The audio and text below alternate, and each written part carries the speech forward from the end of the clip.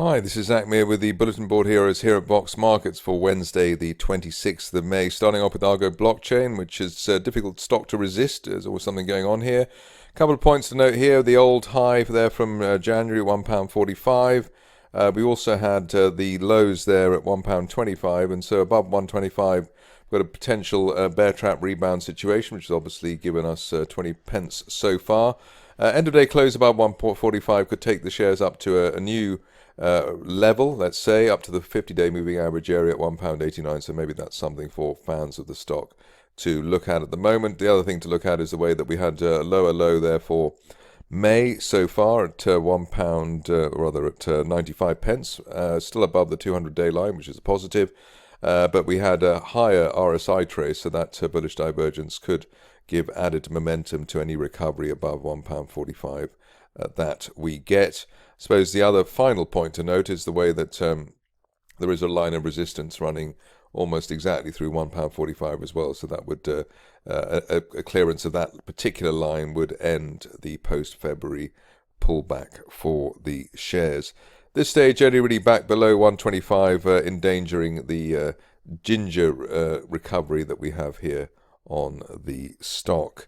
On to a stock which gets reasonable airtime here on the Bulletin Board Hero, Cyan Canopy, normally looking sort of as if it's ready to bubble up here. Here we've got a situation we've had multiple support points for the shares above the 200-day moving average since the beginning of the year.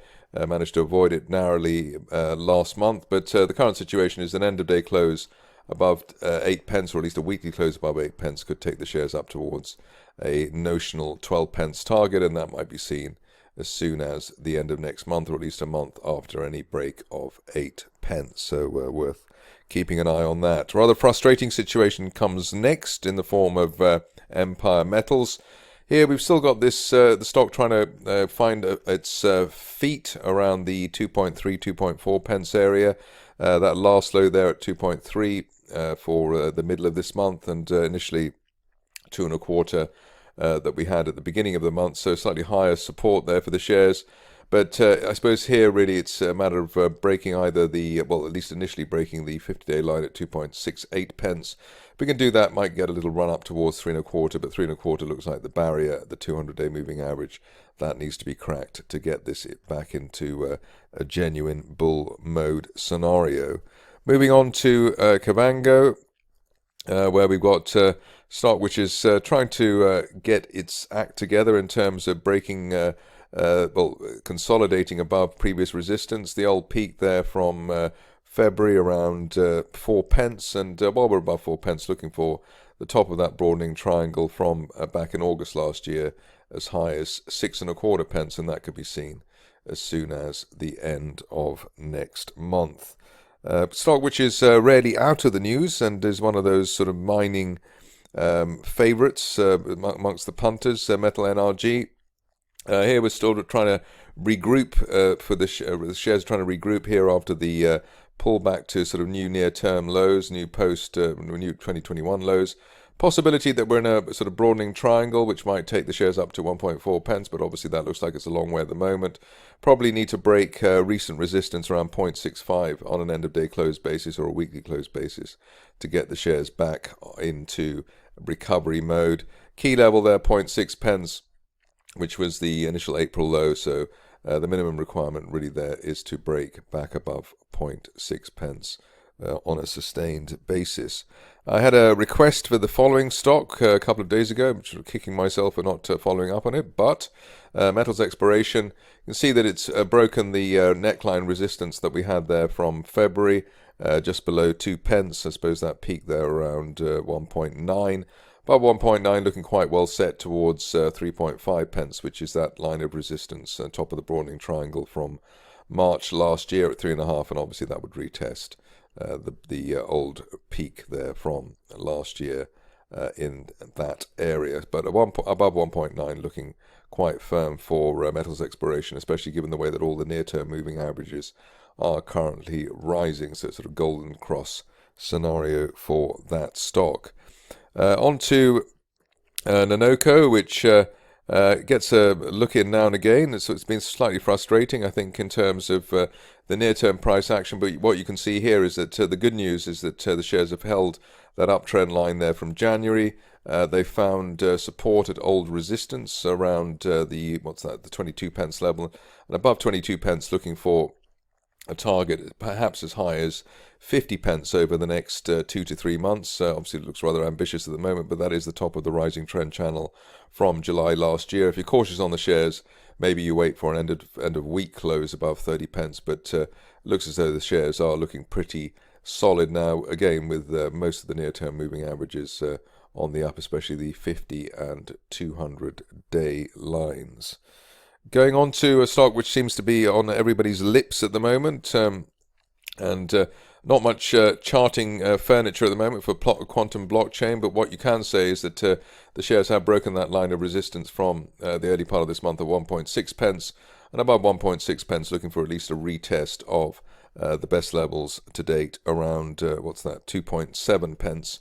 If you are ambitious towards the shares, you might believe that they're in a rising trend channel heading towards 3.5 pence. It's obviously early days, but that is a possibility, and so something to fixate on, as I said, if you are bullish of the stock. But above 1.6, we've broken that downtrend and looking towards the best levels that we've seen to date on quantum blockchain.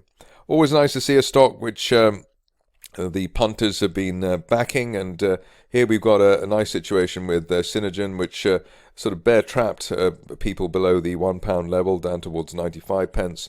Current situation is that we've bounced off yesterday's support at £1.19, and it could still stretch at least towards the 200-day line at £1.56 over the next couple of weeks, and the main resistance in the near term there around £1.59, which was the late April peak for the stock. If you're trying to be fussy, I suppose you'd wait for an end-of-day close above yesterday's high at £1.34 as confirmation that further gains might be made there.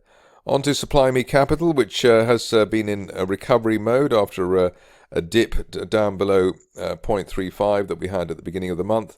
Current situation is, I suppose, you can see the shares really, they need to see a decent end-of-day close above the 50-day moving average at 0.43 pence.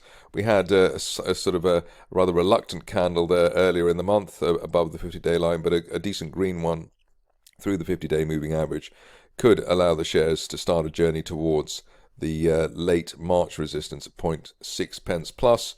If you're cautious here, you wait for a clearance of 0.47, which was the peak today and peak earlier this month. So that is the current situation for SYME Capital.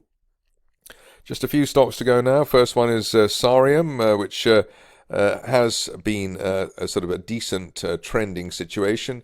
We had a slight hiccup yesterday, I suppose, and the view now is that at least while there's no end-of-day close back below the 50-day moving average at 2.1 pence, we could head towards the 4 pence zone, which is the top of the rising trend channel from October last year. Time frame on that as soon as the end of next month. Finishing off with one, I suppose, what's the star of the day and the star of the last week, really, Wishbone Gold. Here we've, we had the break of that trend line there around 13 pence. We had the premium placing as well, and it looks as though the shares could reasonably easily stretch towards the top of the rising trend channel from back in October as high as 25 pence as soon as the end of next month. This stage only really back below 14, 15 pence, the placing price really delaying the upside scenario. That's it from me today. More updates tomorrow.